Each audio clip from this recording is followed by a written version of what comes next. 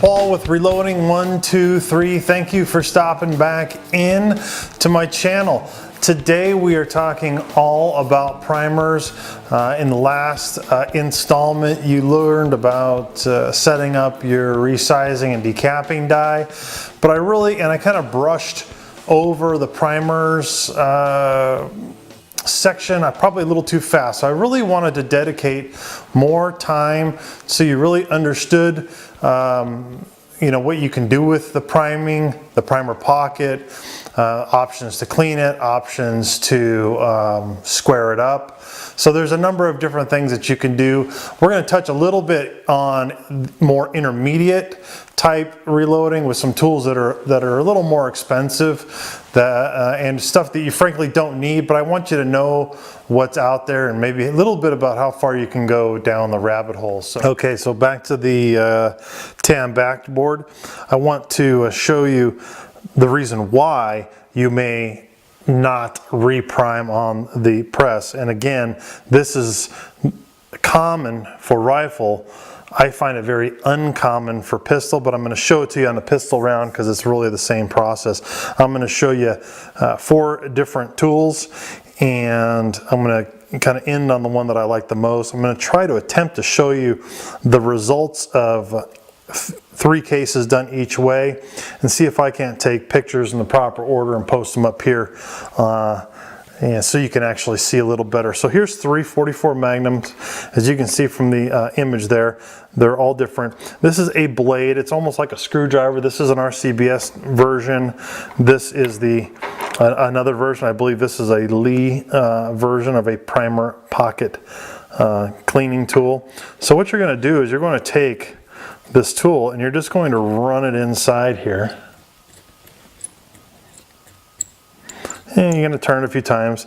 You'll see, I mean, there's quite a bit that comes out of there. I'm going to do all 3 with the same tool as you would. And I'm going to set these aside because then I'm going to come back and take pictures of them and show them to you. Then that's with the RCBS type blade, and this tool just screws in here. So all you really need is one of these handles, and then you can have an assortment of these blades. So there's 3 done with the RCBS tool.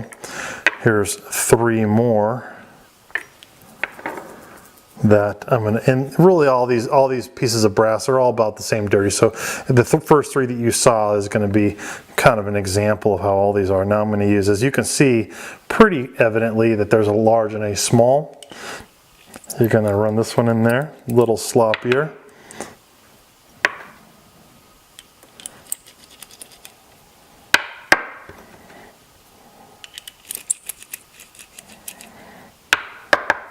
All right, so there's 3 done.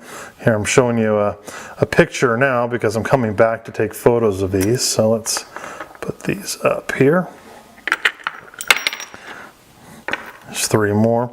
Now this is going to be done with what I think this is a lineman tool. It's called the Crocogator, and if you can see that, it basically is a kind of a crisscross pattern, and it just creates kind of just almost like a, I don't know, sandpaper, a file. You just run it in there and give it a few turns. And you can see it actually does a pretty good job. It's my preference over the blade style for sure. I'm going to be probably wishing I didn't do this on this board because now you're going to see these dirty marks forever, but there you go, all 3 done. So that's the Crocogator. And then last but not least, that probably does the best job, 3 more pieces, but it can be a little bit awkward. So yet another RCBS type handle.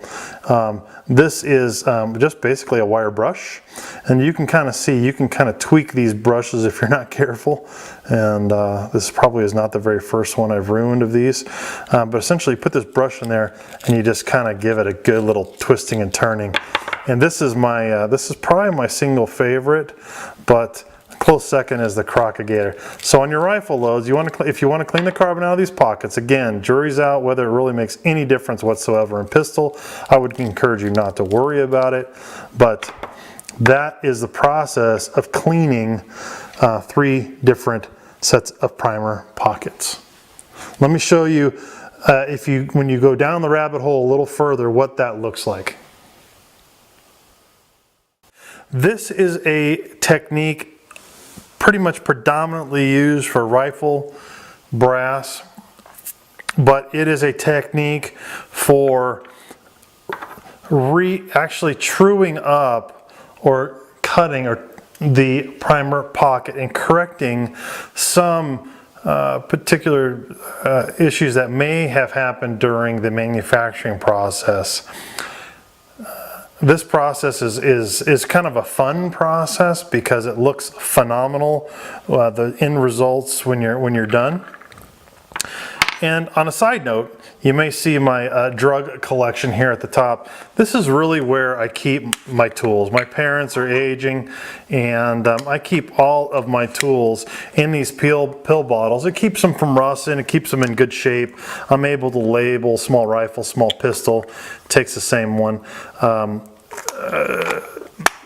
The tools that I can actually use. So what this is a carbide insert in a drill holder, and this is chucked up in the drill. This is turned in the primer pocket, and it actually cuts the primer pocket to the correct depth. It just so happens that it cleans it at the same time. Now this process you really only want to do once. You don't want to do anything that's going to make this primer pocket become too loose for the primer. So you do this one time, this corrects it once, and then you put it away, and you have to start keeping your brass in separate bags and whatnot and labeling them accordingly. But let me kind of show you what this looks like. So you chuck this puppy up in the drill.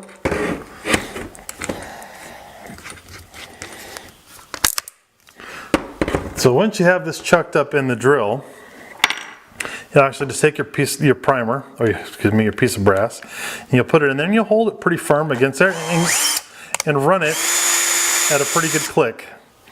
And what you're going to find is if it needs correcting, or if it's too shallow, out of round, whatever, it will actually cut it. This particular primer pocket looks good. So it doesn't touch it. So in that case, you didn't get the benefit of cleaning it. That one, on the other hand, cleaned it and took out a little bit of brass, and you can probably see the end result there in the camera. But it's pretty nice.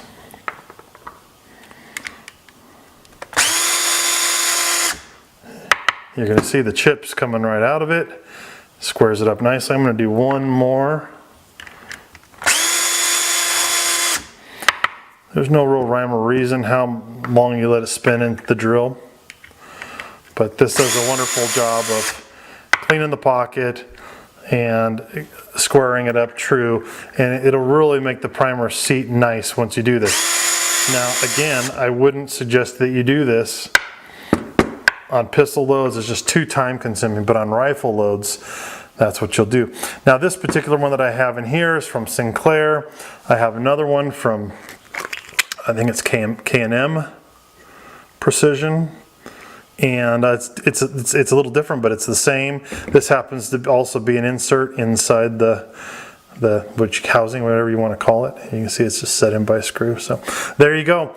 This is, again, down the rabbit hole a little further than you want, but if you want to correct primer pockets on a rifle breast, you can do that. These are fairly expensive. They're 30 bucks a piece, so you can see I've got 100 bucks in them sitting right there. But if you do a lot of shooting and you're trying to squeeze out the most accuracy, then you probably will want to do that on all your rifle loads. And again, you only want to do it once.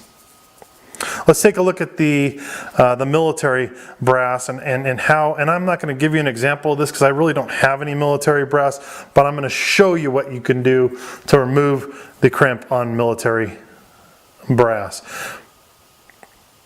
And for those of you that don't know, what happens is with military brass, I'm going to try to pull up a picture here and show you, but the military brass will have a it has if you look at the primering hole, there's a tiny little ridge right here where the factory will squish down this brass and hold the primer in. And what happens is when you pop the primer out, you cannot get a new primer in. And it becomes, and you'll crush primers and you'll do all kinds of things that you don't want to do. But, so let me show you how you can just take 2 seconds to remove the military crimp from a small quantity of brass. The cheating way, and I do this from time to time. Now, mind you, I'm going to try to put up a picture of a military crimp up on the screen, but you can. What it is there's an extra little crimp on the edge that holds the primer in place. They come out just fine. But what they don't do is they don't allow you to put another primer in just fine. So you can actually use this chamfer tool. We're going to kind of expose you to this on the next video. Actually, you know what? We're going to do it in a separate video for rifle trimming and pistol trimming. But essentially, you're going to use one of these tools. This is called a chamfer, a deburr tool. Normally, this is used on this end. You can actually take the burr off the inside edge, and this other side you would take it off the outside edge. In this situation, I would just use it to gently take out, and you can kind of see some pieces, shavings kind of falling right there, what would be potentially a military crimp on this round. Oftentimes you find it on 5.56 rounds, sometimes on 308, seldomly on anything else. And if you do find it on any pistol rounds, I would just throw them away. But this is the cheating way to do it. Let me show you the other way that you can do this. This is the RCBS primer pocket swaging combo. It comes with everything to swage the pockets on large rifle or pistol or small rifle / pistol brass. I'm going to demonstrate it to you with some 308 brass that I had laying around. Unfortunately, this is not military crimped, but it's going to give you a pretty good idea of what you have to do. You have to take out the shell holder that you were using.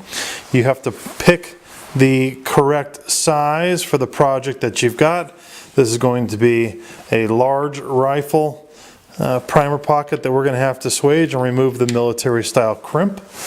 We have to put this cap on top of it because that's going to be what releases the tool. As you can see, it will actually end up kind of doing what they call it maybe a negative, is that it pushes up against the brass and pops it off the head of this assembly.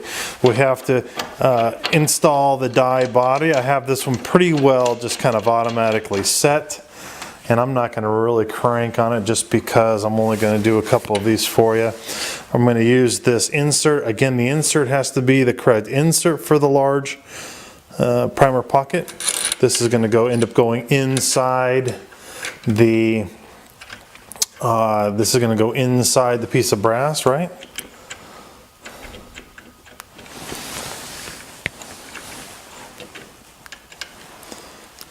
These have a tiny little notch. All of these actually have a tiny little notch on the top, so you can actually run them down and adjust it to where you want to adjust it to. They also come with a lock nut. I'm going to screw that on here because we'll need that eventually. So essentially we're kind of ready to go. The way this works is you're going to slide the piece of brass up onto this rod that's on the inside. And then what you're going to do is you're going to raise the ram. It's going to want to center right on top of the, well, I don't know, what do you call it, military expander dealy. And you're going to run this down until you really feel it make good contact. It's really not making good contact now, so we're going to attempt to change that. And then the reason why it's not making good contact is because there's no military crimp to be removed on this particular piece of brass. So what we're going to do though is we're going to run this down until you feel it kind of do that, almost that overcam feel like I showed you on the resize, and boom, hear it. if you're gonna, depending on how bad the military crimp is, that's what you're gonna, that's kind of what you're after, and you're gonna run this down even further, the centerpiece on this die even further, until you pull the actual military crimp out, and it's easy to prime. And you have to do this as a separate stage for all of your brass. You'll run them all through at once. So we'll just take this off. You can see it kind of right here. You'll see it pushes it up. You'll run another one up inside, like so. Center it, over cam, pop it off, and then you'll do all three the exact same way. And really, when you run the ram up, it's going to really make solid contact, and you're going to feel it, you know, spreading the primer pocket out. So this area, it's actually, because this brass is pretty soft, it's actually going to open this section up. So that is the RCBS primer pocket swaging combo. Its part number is officially 9495. Dylan makes a fantastic version of this. There's a couple of other tools that do the same kind of job, that replace the chamfer tool that I showed you before. But anyway, there you go. That gives you the quick 1-2 punch on how to get rid of that little crimp. That way you're armed with a little bit of information. Again, this is Paul with Reloading123. Please send me a note down below if you have any questions. Thank you for signing in. I appreciate you spending some time with me.